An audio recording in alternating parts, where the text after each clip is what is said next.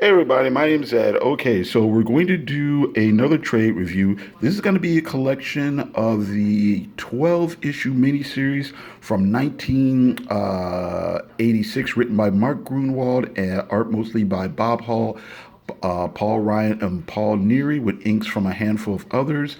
Squadron Supreme. It is the story of a group of superheroes on an alternative Earth as they struggle to rebuild their ruined planet.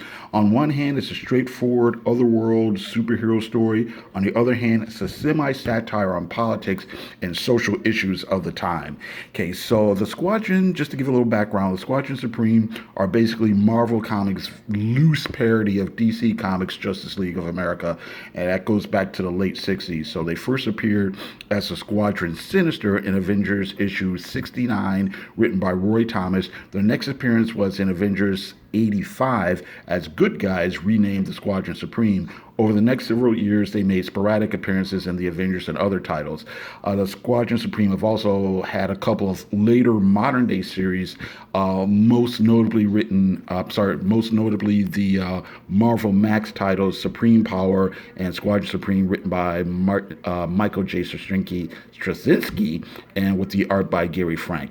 Okay, so getting back to this, the plot is basically picks up. It's kind of the fallout from a story that ran in Defenders 112 through 114. So a villain named Overmind mind controls the Squadron Supreme. It takes over the world. The heroes ultimately prevail, but the world is left in ruins. So the Squadron decide that instead of just saving the world from supervillains, they should do all they can to make the world a better place. And they decided the best way to do that is to sort of take over themselves.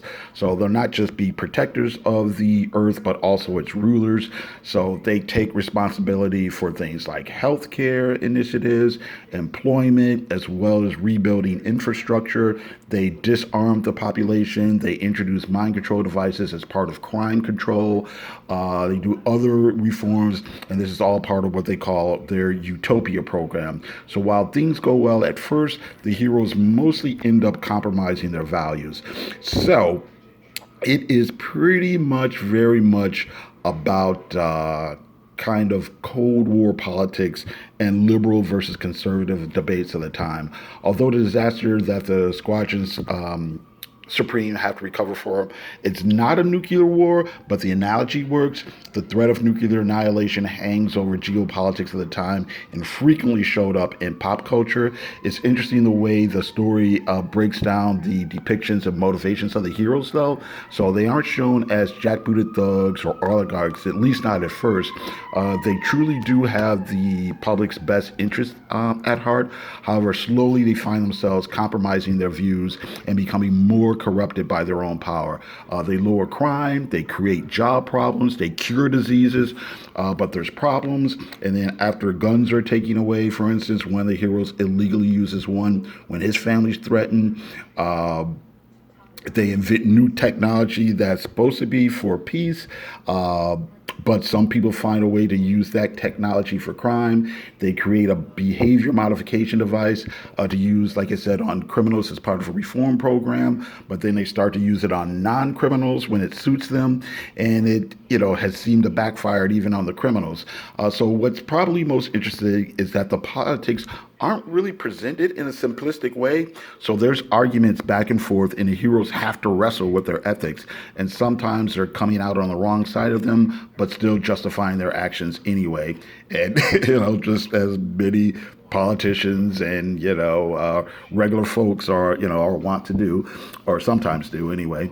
So while Mark Grunwald has a clear point of view that he's trying to convey, he doesn't simply spoon feed the reader all his ideas. So readers are invited to wrestle with some of these ideas as well.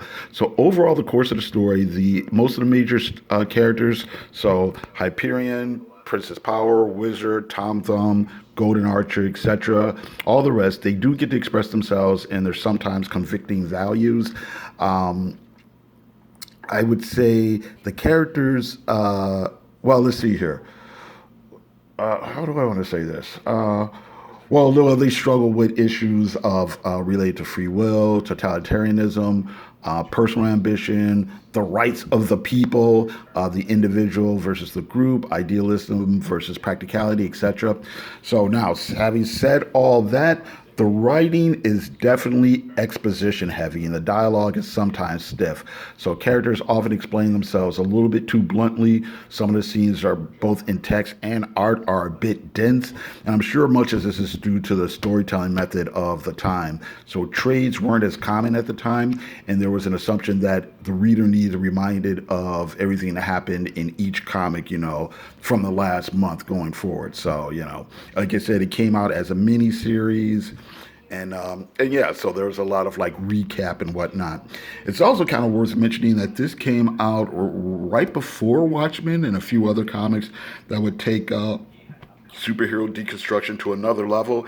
It's not technically a deconstructionist tale, but it does push the superhero genre in a then, at the time, unfamiliar territory for mainstream comics that kind of questioned the nature of superheroes. Now, the art is mostly decent. It's not super flashy.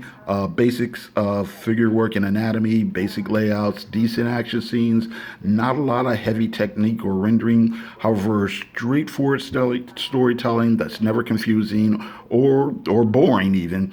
Just kind of moves the story along in an impactful and mostly clear way. So just to give you a little show of what a little bit of it looks like. Okay, so let's pull back a little bit. So yeah. Like I say here, not a lot of super technique going on, not a lot of super rendering, but it is decent art, decent drawing, kind of basic, good layouts. All right. So, like I said, it mostly just kind of it's pretty functional. I guess that's another way to put it. So it kind of moves the story along, and does its job that way. Well, like I said, it's not super flashy or anything like that. You don't get that kind of Jim Lee type of thing or what have you. Jim Lee, I don't think he probably started. When did he start working at Marvel? This is from '86, so he might have started like around '87, '89, something like that. Late '80s. Okay, all right, so I don't want to give too much of it away. Alrighty. So, all right, so just to kind of wrap it up, Mark Greenwald's Squadron Supreme 12-issue miniseries with Bob Hall and Paul Neary mostly. It's a compelling story that examines traditional superheroes and politics, though not through a deconstruction, but within a traditional framework. Art's not super stylish. Like I said before, it's kind of basic, but it is solid and is effective in its storytelling. Characters die, change allegiances, change values, but also stay the course for both good and bad. Okay, so the message, the message is pretty much kind of an interesting twist on that whole old adage of the road to hell is paved with good intentions and that power corrupts and absolute power corrupts absolutely. Okay, so then that's it. Thank you very much for watching. I do appreciate it. You guys have a great day. All right, thanks. Oh, let's do it this way. Thank you. Ooh.